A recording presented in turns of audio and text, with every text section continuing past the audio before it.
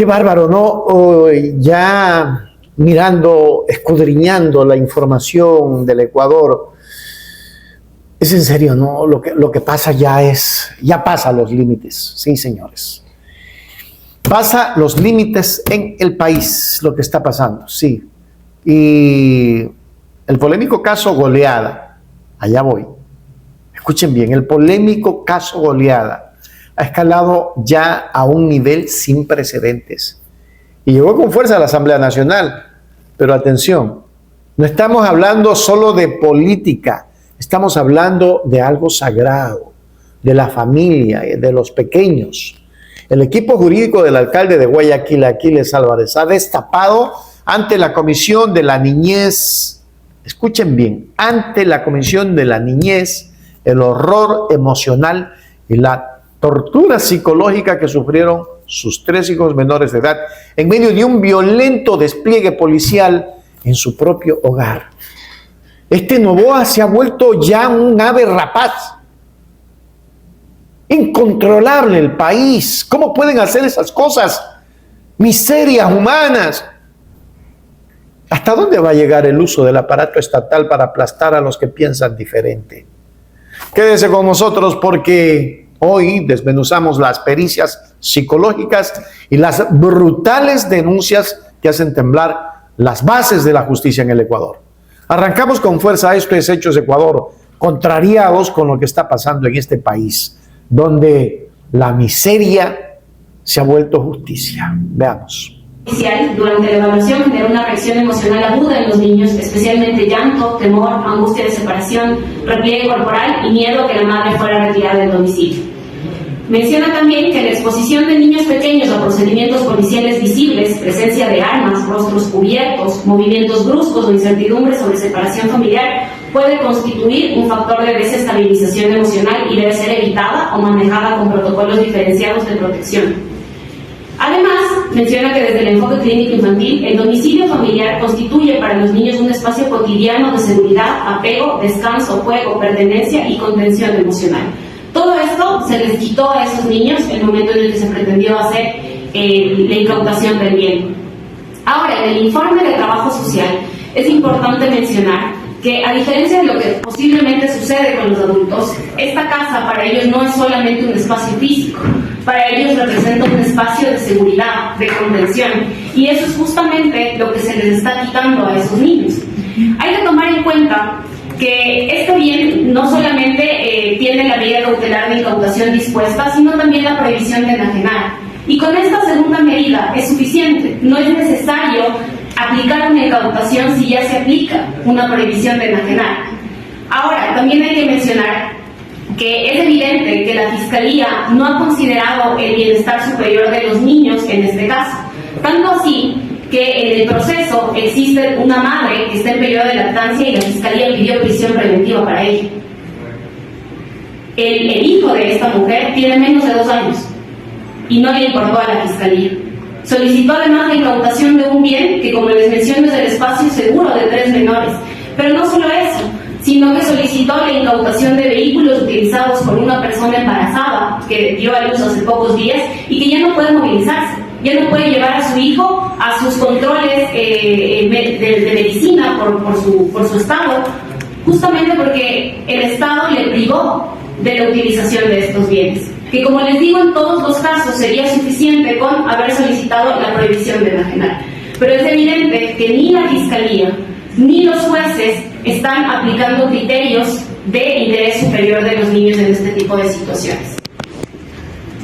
Muchas gracias, señora presidenta, y buenas tardes con todos. Consideramos que es importante que ustedes conozcan cuál es la realidad de estos 3 menores a partir de 2 pericias que se les practicaron. Y en este sentido, quisiera leerles cuál fue la reacción de los menores el momento en el que se intentó realizar la incautación de este bien. Porque justamente cuando esto ocurrió, los menores estaban en terapia. Y en virtud de esto, la perito psicóloga pudo describir justamente las reacciones de ellos. Menciona lo siguiente. Al cierre de la intervención psicológica presencial se suscitó la presencia de personal policial en el domicilio. Se observó la llegada de varios vehículos y agentes, algunos con el rostro cubierto y todos armados, lo cual fue percibido por los niños a través de la ventana del cuarto donde se encontraban siendo evaluados. Durante el evento de presencia policial, A, que será el nombre que le daremos al primer menor, se mostró atemorizado y posteriormente molesto ante el llanto de su hermana, expresándole: no llores, no tienes que llorar.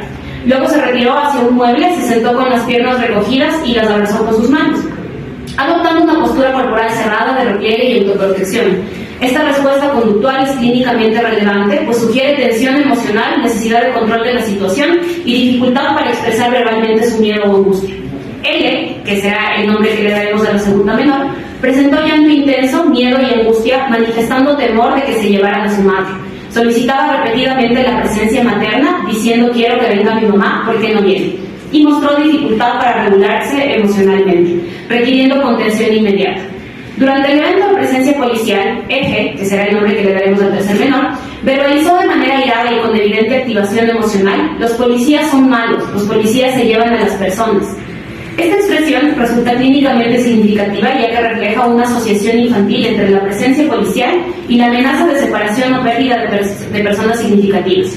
Por su corta edad, no cuenta aún con recursos cognitivos suficientes para comprender la complejidad de una diligencia policial, por lo que interpreta la escena desde el miedo, la amenaza y la posibilidad de separación familiar.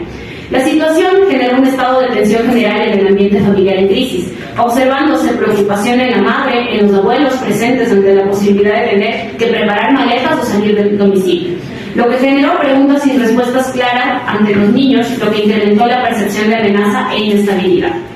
En ese momento, la intervención profesional se orientó a brindar contención emocional.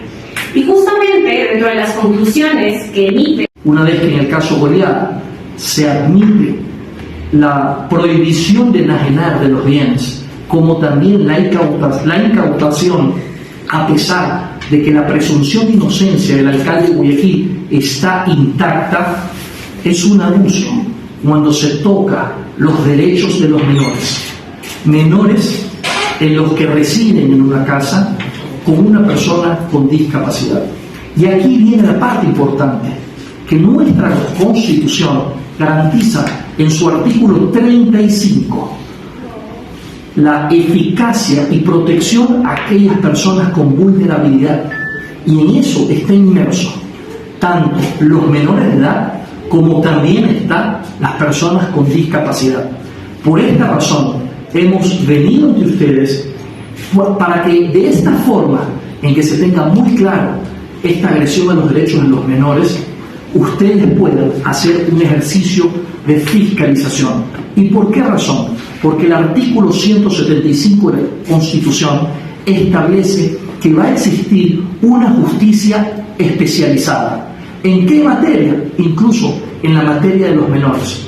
Es decir, las autoridades de la función judicial, ya sean jueces, ya sean fiscales, tienen que revisar que cuando vayan a tomar medidas, vayan a tomar resoluciones, no vayan a afectar los derechos de los menores. Y esto es importante porque necesitamos preguntarles, señores asambleístas, en este caso a la presidenta del Consejo de la Judicatura, ¿cuándo fue la última capacitación? ¿Cuál es el protocolo, el reglamento, la circular que existe para que aquellos jueces que a su vez reciben peticiones de los fiscales están siendo realmente conscientes de lo que se hace? Porque un juez tiene que ser contramayoritario, porque no es lo que diga la prensa ni los titulares, es lo que dice el proceso, y el universo del expediente es lo que él tiene que ver para resolver, entendiendo así que el alcalde de Guayaquil tiene hijos menores de edad. Debe darse esa comprensión para que ellos no queden despojados. A su vez también, presidente de asambleístas, existe pues el fiscal general del Estado, que a través también del artículo 195 de la Constitución se le da esa potestad exclusiva para que él pueda investigar, pero a su vez se le establece que él es la persona encargada de dirigir el sistema especializado de víctimas, testigos y personas inmersas en el proceso penal. Por eso entonces es importante también saber, de boca del mismo el fiscal general del Estado, qué capacitaciones, qué protocolo, qué resoluciones, qué reglamento, qué circular existe para que aquellos fiscales que hoy en día vemos cómo piden de forma desproporcionada la prisión preventiva, cómo piden también medidas contra incautar bienes sabiendo que existe y es suficiente una prohibición de enajenar y abusan de la prisión preventiva contra una autoridad como es el alcalde de Guayaquil, vemos que es necesario que ustedes puedan, en el ejercicio de sus atribuciones, llamar a estas dos entidades, como es el fiscal general, como también es la presidenta del Consejo de la Judicatura, para que nos digan qué tipo de capacitación y sobre todo si en sus decisiones está el interés superior. En estos momentos voy a ceder el uso de la palabra a la doctora. Yo lo he escuchado a usted y trato de escucharlo casi todas las mañanas. Gracias. Y efectivamente se cede la valentía que lo caracteriza a usted. Pero esto no es únicamente un tema de un membrete político, un partido político. Esta es la actuación del Estado intentando aplastar todo aquello que le resulta incómodo. No nos podemos olvidar y no debemos de hacer un análisis divorciado de qué es lo que está ocurriendo con el alcalde de Cuenca, qué es lo que está ocurriendo con el alcalde de Puerto Viejo, qué es lo que está ocurriendo con el alcalde de Esmeraldas.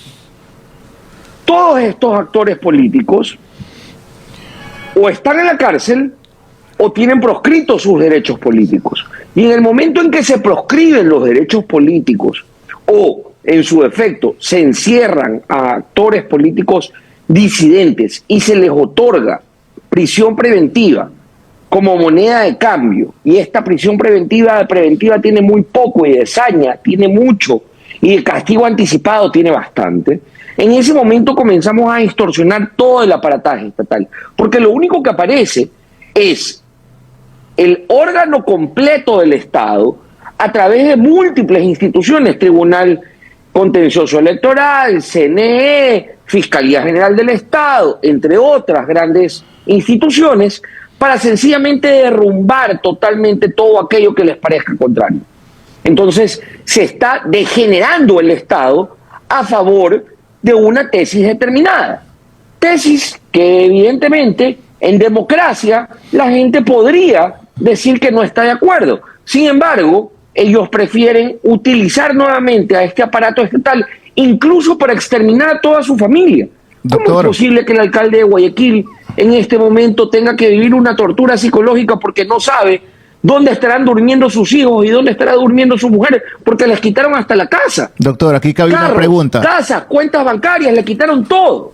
Entonces, evidentemente, se utiliza el engranaje estatal para desaparecer y aniquilar todo aquello que les disguste. Entonces, no solo es un partido político, es todo el Estado cometiendo crímenes de Estado. Ahí lo tienen, queridos amigos. Las cartas están sobre la mesa. Informes psicológicos, llantos de niños, un hogar vulnerado. Y la pregunta que nos queda a todos los ecuatorianos en el pecho y que nos duele muchísimo: ¿estamos viviendo en un estado de derecho o ante un régimen de castigos anticipados donde nadie está a salvo? La fiscalización en la Asamblea está solicitada, pero la última palabra, como siempre, la tiene usted en su hogar. Créanme que da miedo. Da miedo vivir en el Ecuador. No se quede callado. Reviente esa caja de comentarios aquí abajo. Comparta esta transmisión en todas sus redes sociales para romper ese cerco mediático. Y si aún no lo ha hecho, suscríbase ahora mismo a Hechos Ecuador Noticias. Active la campanita, manténgase de pie, manténgase informado, porque la verdad no se negocia. Nos vemos en la siguiente emisión con más noticias sin censura. Un abrazo fuerte y hasta la próxima. No se olviden de compartir, de dar un super chat, un me gusta, un corazón. Señores, lo que hemos acabado de informar duele en la patria. Duele porque mañana puedes ser tú, tus hijos, tus nietos, en fin. Pero algo podría ocurrir que ya está rebasando la línea roja de la tolerancia. Un puñete es poco lo que hay que darle a ese miserable. En YouTube, Hechos Ecuador, dice la verdad. Hechos Ecuador, suscríbete ya. Hechos Ecuador, suscríbete ya. Hechos Ecuador, la verdad está ahí. No te pierdas nada, cada día algo nuevo. Conéctate al canal y mantente informado. Siempre estamos aquí para darte lo mejor. Hechos Ecuador, claro, la verdad sin temor. Hechos Ecuador.